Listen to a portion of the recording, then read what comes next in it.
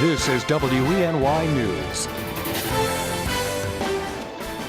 Thanks for clicking on the webcast. I'm Joe Malillo. Here's the latest from WENY News and the Star-Gazette. Well, in sub-zero temperatures like we've been seeing, frozen pipes can be a big problem for homeowners, causing some of them to explode, which costs thousands of dollars in repairs. To help prevent your pipes from freezing and potentially bursting, the American Red Cross is offering these tips. Remove, drain, and store outdoor hoses. You also want to make sure you close any inside valves that supply water to the outside. Check your home water lines in unheated areas like a basement or crawl spaces or even your attic. You can cover exposed pipes with a pipe sleeve, or you can use heat tape. You can also keep your faucets on a slow drip to prevent the freezing. A plumber from Strubles Plumbing and Heating in Horses says the most important thing is to properly insulate pipes.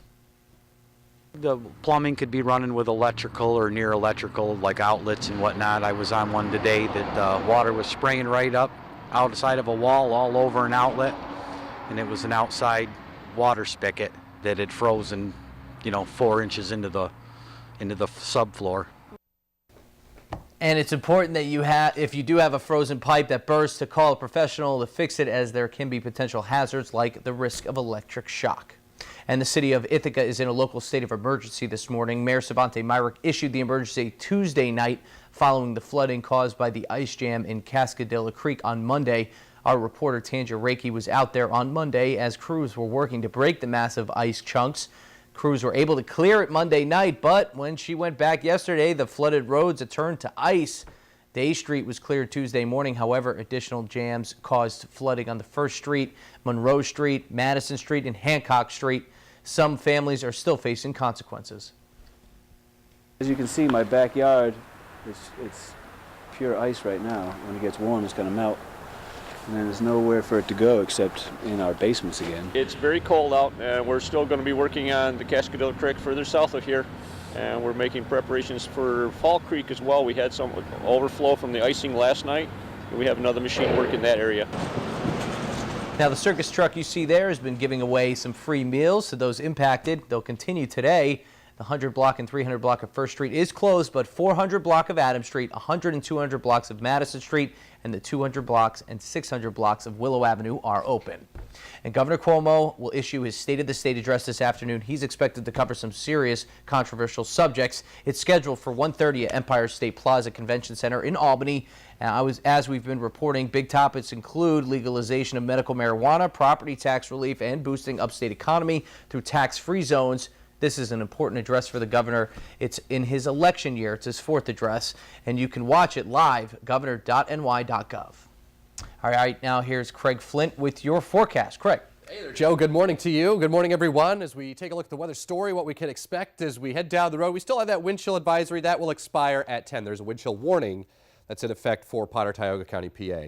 That goes until about 8. Better temperatures are arriving here by late week, and then by the weekend, much milder air with some wet weather. There are the numbers outside on Wednesday morning in the single digits, so it's still cold out there, and we still have the wind chill issues that I was just mentioning, that wind chill advisory posted.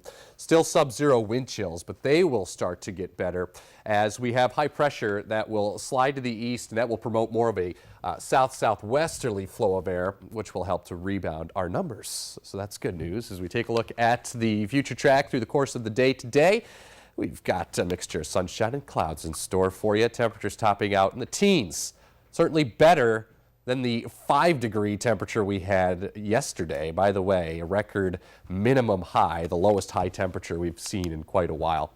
And then it's a decent day on Thursday, partly sunny weather, and temperatures heading up into the 20s and eventually 30s. By Friday, there might be a snow shower or two late in the day Friday, and then even milder as we head into the weekend with temperatures in the 40s with rain.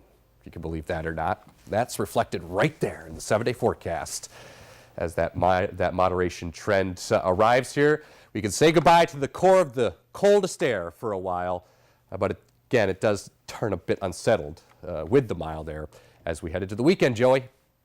I'm done with the polar vortexes for a while. We'll keep them up in the Arctic. For the latest news, weather, and sports, be sure to watch WENY News at 5:36, 11, and we also have a noon show. Don't forget to pick up a copy of today's Star-Gazette. I'm Joe Malillo. Have a great day.